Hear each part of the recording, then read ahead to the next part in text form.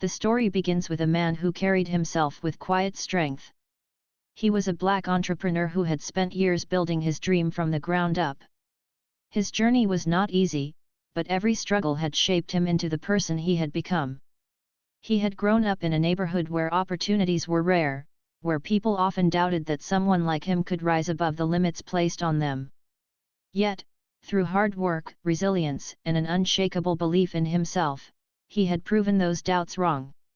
From selling small items on the street as a boy to running a company that touched lives across America, he had built his own ladder to success, step by step. His name was respected in business circles, but not everyone was ready to accept him. When the invitation from the television network arrived, he knew what it meant. It was a chance to tell his story on one of the biggest platforms in the country. Millions of people tuned into that talk show every night. But there was also a risk. The host was famous for being sharp with his guests, for mocking those he thought were unworthy, and for twisting their words to fit his own narrative. Many had walked into that studio confident and left feeling embarrassed, defeated in front of a national audience. Friends advised him not to go, warning that the host would never treat him with respect. But he felt differently. He saw the show not as a trap but as a stage where he could finally speak to the people directly. He believed that truth had its own power, stronger than any insult or trick question. The day of the interview arrived. The entrepreneur dressed simply but elegantly, wearing a dark suit that carried no flash but radiated dignity. As he walked into the studio building, the bright lights of the set cast long shadows on the floor. Producers rushed around with clipboards, assistants whispered into microphones, and cameras rolled on stands that seemed as tall as trees. The smell of coffee and makeup powder mixed in the air. Everyone moved with the urgency of live television, but he walked calmly, his heartbeat steady, his mind clear. He was not here to play games, he was here to be himself. Behind the stage curtain, he could already hear the audience clapping for the host's opening jokes. The man's voice boomed through the speakers, dripping with the kind of confidence that came from years of being the center of attention. The host was a professional entertainer, skilled at winning laughter, skilled at poking holes in his guests. The entrepreneur closed his eyes for a moment, took a breath, and reminded himself that he had nothing to prove to the host. He was there for the viewers at home, the young dreamers watching. The silence in the studio was thick after the host's last remark. The question had been sharp, designed to belittle, designed to corner. For a moment, even the cameras seemed to hold still, as though waiting for what would come next. The entrepreneur sat with steady posture, his eyes never leaving the host's face. He did not rush to answer. Instead, he allowed the pause to stretch long enough for the audience to feel the weight of the moment. That silence was powerful. It made the host uneasy, made the audience lean forward in their seats, and made millions at home stop whatever they were doing to listen. The commercial break ended, but the atmosphere in the studio was completely different from how it had begun. The host returned from the break with his usual smile, but it no longer carried the same confidence. His jokes seemed forced, his voice a little too. In the weeks that followed, the entrepreneur's life changed in ways he never expected. He had gone on television simply to share his story, to show that success could come from hard work and determination. He had not planned to make headlines, and he certainly had not expected his words to ripple across the nation. Yet everywhere he went, people recognized him. Some stopped him in the street, thanking him for speaking up. Others wrote letters, sharing how his calm strength had given them courage in their own lives. What had begun as one tense interview had become a spark that lit fires of hope across communities. News networks continued to replay the moment. Some called it the response that silenced arrogance. Others called it the moment America listened. Opinion shows debated what it meant, while columnists wrote that his words would be remembered long after the cameras stopped rolling. Politicians quoted him in speeches, pastors repeated his lines in sermons, and school teachers told students to watch the clip as an example of dignity under pressure. The entrepreneur stayed grounded through it all. He continued to run his business, arriving at the office early every morning, shaking hands with his employees, and reminding them that success was built one step at a time. To him, nothing had changed about his responsibilities. But he could not ignore the fact that people were now looking to him not just as a businessman but as a leader. It was a role he had never asked for, but one he accepted with humility. Invitations poured in from universities, conferences, and community groups across the country. When he spoke, he did not perform. He spoke the same way he had on television, with calmness, honesty, and a focus on truth. His speeches were simple, but they carried power. He reminded young people that failure was not the end but a teacher. He told workers that their dreams were worth chasing even when others doubted them. He spoke about responsibility, that success should never close doors behind you, but should hold them open for others to walk through. Audiences listened with rapt attention, not because he was a celebrity, but because he was real. He didn't use flashy language or dramatic gestures. He spoke like a man who had lived what he was saying, and that authenticity touched people. Students left his talks with notebooks full of his words. Workers returned to their jobs with fresh energy. Communities began to see him as more than an entrepreneur. He became a voice of resilience and hope. Meanwhile, the host who had tried to belittle him struggled to recover his reputation. Viewers had turned against him, and each time he tried to mock another guest, the comparison to the entrepreneur returned. His laughter no longer seemed clever. It seemed cruel. Ratings dipped, criticism mounted, and though the network tried to defend him, the public had made up its mind. For the first time in his career, the host was no longer the man in control. The entrepreneur, however, never once gloated. When asked about the host in later interviews, he always answered with grace. It was never about him, he said. It was about the message. The truth is bigger than any one person. That humility only made people respect him more. He had every opportunity to mock the man who tried to humiliate him, but he refused. His dignity remained intact, just as it had on the night of the interview. Months later, the moment was still being replayed. It had become a cultural reference, a story parents told their children, a lesson in classrooms, and a memory that inspired countless individuals. The entrepreneur often received messages from people saying they had played the clip before job interviews, before tough conversations, or before making important decisions. They said his calmness reminded them to stay strong, to believe in themselves even when others doubted them. One day, while visiting a school, a young girl walked up to him. She was shy, her voice trembling, but her words were clear. "I want to be like you," she said. The entrepreneur knelt down and looked her in the eyes. "Don't be like me," he told her gently. "Be the best version of you. That's how you'll change the world." That exchange captured the essence of his legacy. It wasn't about creating copies of himself, but about inspiring others to find their own strength. His business continued to thrive, but now it carried a different meaning.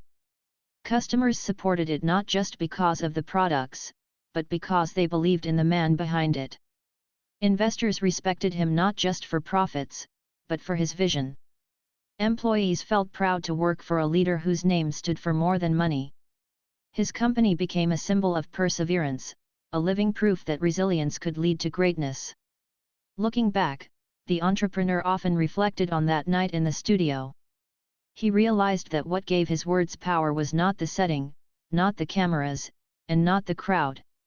It was the years of struggle behind them. Every rejection, every failure, every night of doubt had prepared him for that moment. Without those struggles, his words would have been empty. With them, they carried weight that no one could deny. He also understood that the true measure of that moment was not the applause he received, but the impact it had on others. It wasn't about destroying the host, it was about building belief in people who had lost it. It was about showing that dignity could win over arrogance, and that truth could silence mockery. It was about leaving behind something that would last longer than a television clip. And it did last. Years later, people still spoke about that night. Students wrote essays about it. Documentaries replayed the clip as an example of a cultural turning point. His name was remembered not just as an entrepreneur, but as a man who reminded a nation of the power of calm strength. As he grew older, the entrepreneur often smiled when people mentioned the interview. He would tell them the same thing: "It wasn't me that shocked America. It was the truth." That simple line became part of his legacy. It summed up everything he had stood for: not fame, not victory, but truth spoken with dignity. And so, what began as a tense confrontation on a talk show became something much greater. It became a reminder to millions that arrogance can be defeated without anger, that calmness can be stronger than mockery, and that one voice of truth can echo across a country.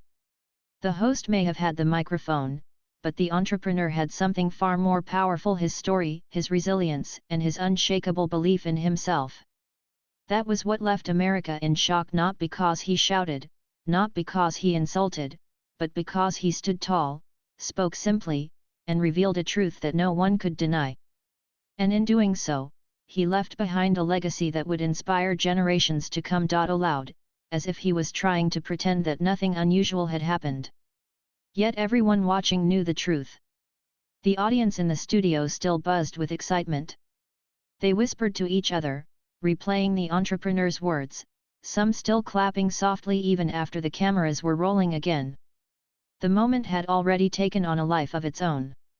The entrepreneur sat quietly, his face calm, his posture unchanged. He wasn't gloating, and he wasn't celebrating. He simply looked steady, almost humble, as though he had only spoken what needed to be spoken. That calmness made his words ring even louder. The host tried to push the conversation in a lighter direction, but the audience wasn't following him. They were locked on the guest. Within minutes, social media exploded. Clips of the exchange flooded every platform. Someone in the audience had recorded the moment on their phone and uploaded it before the show had even finished airing. The clip was being shared thousands of times by the minute. People posted comments like, "This man just spoke for all of us," and "The host finally met someone he couldn't tear down." Hashtags with the entrepreneur's name began trending across the country. Even people who didn't usually watch the show were clicking on the video to see what everyone was talking about. By the next morning, the story had spread beyond television. News websites ran headlines about the interview, highlighting the entrepreneur's powerful words. Morning shows replayed the clip and brought in experts to talk about why it had struck such a chord. Opinion writers filled columns with reflections on what his response meant for business, for culture, and for society. Some called it a defining television moment of the year. Others said it was a reminder that truth, when spoken with dignity, could move an entire nation. The entrepreneur, meanwhile, continued with his day as if nothing unusual had happened. He returned to his office, met with his employees, and carried on with the work he always did. But the world around him had changed. His phone buzzed constantly with interview requests, invitations to speak at universities, and messages from people thanking him for his words. Parents wrote to say their children had watched the clip and felt inspired. Strangers sent notes about how his story gave them courage to start chasing their own dreams. In the days that followed, his words were quoted everywhere. Schools replayed the clip during assemblies, showing students that resilience and determination could overcome obstacles. Community centers put up his quotes on walls. Churches and local leaders referred to his story in their speeches. It wasn't just about him anymore, it had become a shared story, one that people used to remind themselves that they, too, could rise above doubt and disrespect. The host, on the other hand, faced a very different reaction. For years, he had been untouchable, admired by some and feared by others for his sharp tongue. But this time, the public was not on his side. People criticized his behavior, calling his questions disrespectful and outdated. Social media was flooded with comments about how he had crossed a line, how his arrogance had finally caught up to him. Petitions began circulating, demanding an apology, some even calling for him to step down. The network defended him at first, saying it was just his style, but the tide of public opinion was stronger than they expected. Ratings dropped for the next few shows as viewers tuned out, disappointed by what they had seen. The contrast between the two men became a story of its own. One had tried to belittle and control, but ended up diminished. The other had stayed calm, spoken truth, and walked away elevated. It was a story that fit into the larger conversations happening across the country about dignity, respect, and the importance of representation. For many, the entrepreneur became more than a businessman, he became a symbol of resilience and pride. The entrepreneur was invited onto other shows, but he approached them carefully. He didn't want to turn into a celebrity who only repeated one moment. Instead, he chose interviews where he could share deeper insights about hard work, about community, about leadership. Each time he spoke, he remained true to his simple, calm style. He didn't exaggerate, he didn't dramatize. That authenticity made people trust him even more. He became known not just for his company, but for his voice. What surprised him most were the letters from young people. High school students wrote about how they watched the clip and felt hope for the first time.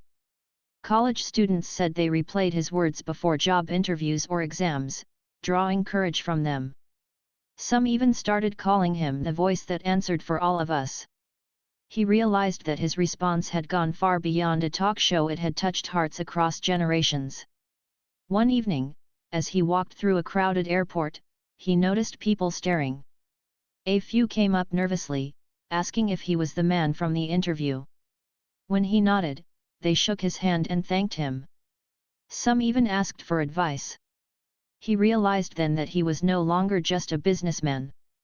His presence carried something larger, a sense of hope that people were looking for.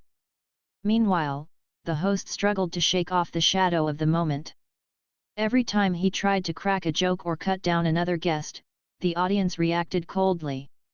They remembered what had happened, and they measured him against the dignity of the entrepreneur. The host had built his career on being untouchable, but now he looked smaller, weaker, even desperate. No matter how many times he tried to move forward, the clip replayed endlessly online, a reminder that he had lost control in front of the nation. The entrepreneur didn't celebrate the host's fall. That wasn't his nature. He never spoke badly about him in later interviews. Instead, he focused on the positive impact of the moment. It wasn't about me versus him, he told a reporter once. It was about showing that respect, dignity, and truth can stand on their own. That humility only strengthened his reputation further. Weeks later, at a community event, a young boy walked up to him with wide eyes and asked, "Are you the man who stood up on TV?" The entrepreneur bent down, smiled, and said gently, "No, son. I'm just someone who spoke the truth. You can do the same." That simple exchange captured what the whole country had felt. It wasn't about destroying someone else. It was about lifting others up by standing firm. The shockwave from that night had settled into something lasting. People still remembered the clash, but more importantly, they remembered the lesson. The host had used his platform to tear down, but the entrepreneur had used his voice to build up. And in doing so, he had left a mark that would not fade anytime soon. Finally, the entrepreneur leaned forward, his hands folded, his tone calm but unshakable. "When I was young," he began, "people told me I would not make it past high school. They told me college was not for me, that business was not for me, that my place in the world was already written." His voice carried a rhythm that drew the audience in. Every word painted a picture of the hardships he had faced. He spoke of nights when he studied under the dim light of a street lamp because his home had no electricity. He told them about walking miles to work at his first job, saving every dollar, dreaming of building something of his own.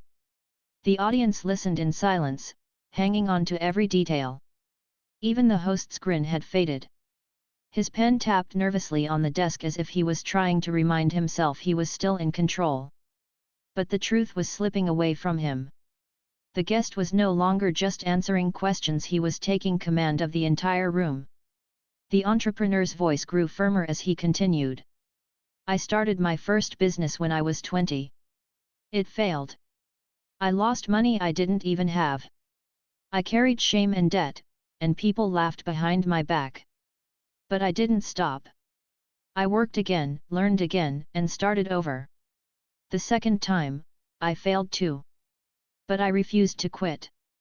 Because quitting would have meant they were right that I wasn't good enough, that I wasn't capable. His words carried no anger, only conviction. By now, the audience was applauding at almost every sentence. People in the back rows were standing, clapping their hands until their palms turned red. The cameras tried to pan back to the host, but it was useless. His forced smile was thin, his eyes darting nervously as he tried to look amused. The truth was clear, the energy of the show no longer belonged to him. The entrepreneur pressed on, his voice steady. When I finally built a business that survived, it wasn't luck. It was years of failure, years of rejection, and years of being told no. But I learned something along the way: success is not given, it is built. And once you build it, no one can take it away. He then turned slightly toward the audience, and though his words were spoken to the host, it was clear he was addressing the millions watching from home. You asked if people like me are suited to lead companies. Let me tell you something. People like me know how to stretch a single dollar. People like me know how to work without sleep, how to keep moving when every door is slammed in our face. People like me know how to survive when the odds are stacked against us. That's not weakness. That's leadership. The room erupted. Applause, cheers, and shouts filled the studio. The host tried to speak over it, but his words were drowned out by the sound of approval. The entrepreneur sat calmly, waiting until the noise softened. Then he delivered the sentence that would replay across every network in the country. I don't just lead because I can, he said. I lead because I must. Because when I succeed, I am not just lifting myself, I am lifting everyone who was told they couldn't. The impact of that statement was instant. The audience was on its feet, clapping so loudly that the cameras shook slightly on their stands. People in the control room scrambled to decide whether to cut to commercial or keep rolling. The host sat stiffly, his smile frozen, his hands gripping the desk. He had no comeback, no clever remark that could undo what had just happened. The entrepreneur continued, his voice now carrying the confidence of a man who had nothing left to prove. He spoke about the importance of representation, about showing children that they could dream beyond the limits placed on them. He spoke about responsibility, that those who rise must hold the door open for others. He spoke not as a businessman defending himself, but as a leader speaking to a nation. The host tried one last time to interrupt, to steer the conversation back to safe ground. But when he cut in with a sarcastic remark, the audience groaned loudly. One woman shouted from the crowd, "Let him speak." The entrepreneur gave a gentle nod toward the audience, then turned back to the host and said with quiet authority, "I think America has heard enough jokes. Now it's time for truth." It was a knockout blow, not through anger, not through insult, but through dignity. The host sank back into his chair, silenced. The show had turned upside down. The power had shifted. The entrepreneur wasn't just a guest anymore, he was the voice of the moment. At home, viewers across the country reached for their phones. Clips of the exchange began spreading instantly across social media. Hashtags formed within minutes. People tweeted lines from his speech, posted videos of the audience cheering, and shared their own stories of struggle and resilience. The entrepreneur's calm yet powerful response was touching hearts everywhere. Back in the studio, the cameras kept rolling, capturing every second of the host's silence and the entrepreneur's poise. The crowd, which usually clapped politely, was now treating the set like an arena. Every word from the entrepreneur was met with thunderous applause. It was no longer just an interview, it was a turning point. By the time the segment ended, everyone in the studio knew they had witnessed something rare. It wasn't just about business, or success, or one man defending his name. It was about dignity meeting arrogance, truth standing against mockery, and strength shining brighter than cynicism. The entrepreneur had not just answered a question, he had delivered a message that echoed far beyond the walls of the studio. When the cameras faded to commercial break, the host sat stiffly, staring at his papers, while the audience remained on their feet, clapping and cheering as if they had just seen history made. And in a way, they had small towns, the tired workers watching from city apartments, the people who needed to know that success was possible for them too. The lights above the studio burned brighter as the conversation moved forward. The host leaned into his chair with that familiar smirk, convinced that he was steering the show. He had made a career out of controlling conversations, out of pressing buttons until guests snapped or stammered. For him, every guest was a chance to score points, to win laughs, and to prove his sharpness. This time, he thought it would be no different. What he didn't realize was that the man sitting across from him was not like the others. The entrepreneur had faced greater storms than one man with a microphone. He had been tested in real life, in places where no camera crew was there to witness, in battles where dignity and survival were all he had. This was not a performance for him. It was a truth he carried deep inside. The host's tone shifted with each question. His words became blades, coated with a smile to make them seem harmless.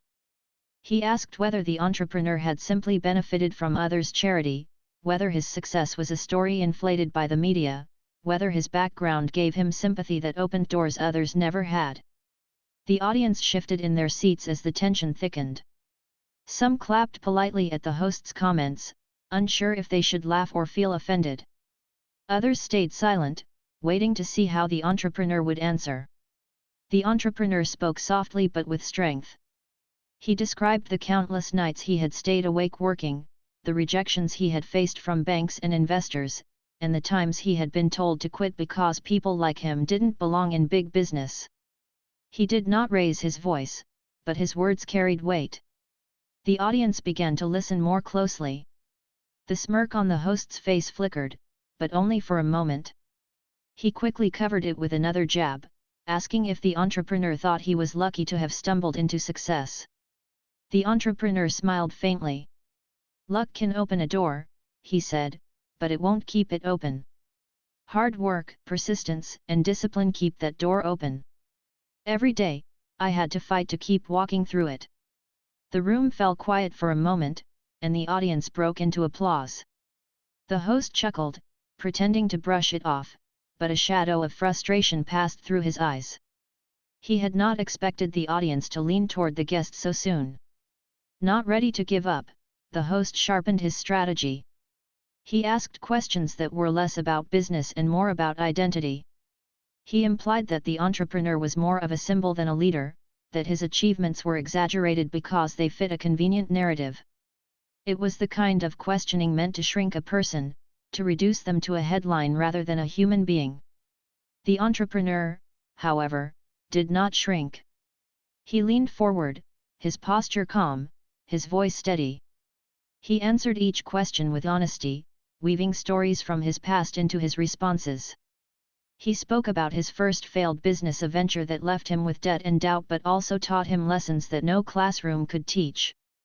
He told of how he had once been turned away from a meeting because the company executives assumed he was just a delivery driver. Instead of anger, he had turned that rejection into motivation, building his own path rather than begging for approval. The audience gasped, some even shaking their heads at the unfairness of it all. The host laughed dryly, trying to spin the story into a joke, but the moment had already slipped from his control. The crowd wasn't laughing with him anymore, they were listening to the entrepreneur. The entrepreneur's calmness was disarming. He did not lash out. He did not meet insult with insult. He carried himself with the confidence of someone who knew the value of his journey. This difference was becoming clearer with each passing minute. Where the host relied on sarcasm and interruption, the entrepreneur relied on truth and patience. It was like watching two fighters in a ring, one throwing wild punches for show, the other standing strong, waiting for the right strike. The tension in the room was almost visible. Camera operators exchanged quick glances, sensing that something unusual was unfolding. The producers behind the glass whispered to each other, their eyes flicking nervously between the host and the guest. This was supposed to be a simple interview, maybe even a clash that ended with the host looking clever. Instead, it was turning into something else, a quiet test of character, and the audience could feel who was winning. The host, desperate to regain control, raised his voice slightly. He began cutting the entrepreneur off mid-sentence, turning his answers into sound bites before moving to the next question. But the more he interrupted, the more obvious it became. The audience began murmuring, some even booing softly when the host went too far. Still, the entrepreneur did not react with anger. He paused, waited for silence, and then continued speaking as though the interruptions did not matter. His composure was a silent rebuke, louder than any argument could have been. At one point, the host asked a question that drew a sharp breath from the crowd. He suggested that perhaps people like the entrepreneur weren't suited to lead companies on a global scale. The air in the studio froze. It was not just a question, it was an insult wrapped in a challenge, meant to provoke. For a split second, the room seemed to stop breathing. The entrepreneur sat very still, his eyes locked on the host. The host grinned, certain he had finally cornered his guest, certain that this was the moment when the man would stumble. But instead of stumbling, the entrepreneur simply leaned back, folded his hands, and said, "I'll answer that in a moment." His calmness was so unexpected that the audience erupted in applause, breaking the host's rhythm completely. The rest of the segment moved forward, but everyone in the room knew something had shifted. The host had crossed a line, and the entrepreneur was preparing to answer in a way that no one could forget. The audience could sense it, leaning forward in their seats, waiting. The cameras zoomed in closer on the entrepreneur's face, capturing his quiet determination. The host shuffled his notes, pretending to maintain control, but inside he was rattled. The entrepreneur's silence after that loaded question carried more power than any speech. It was the pause before thunder, the stillness before a storm. The audience could feel that something big was coming, something that would change the energy in the room. And as the host tried to laugh it off, the entrepreneur's calm gaze made it clear he was not playing a game. He was preparing to speak in a way that would not only answer the insult but also leave the entire nation watching in shock. When his name was announced, the crowd cheered. He walked out into the bright lights, and for a brief moment, the world seemed to pause. The set sparkled with polished floors and glowing backgrounds, but all he noticed was the host's smile, thin and calculated, like a handshake that hides a blade. The entrepreneur extended his hand anyway, firm and steady, showing no sign of fear. They shook hands as the cameras zoomed in, capturing the moment for millions of viewers. To the audience at home, it looked polite, even friendly.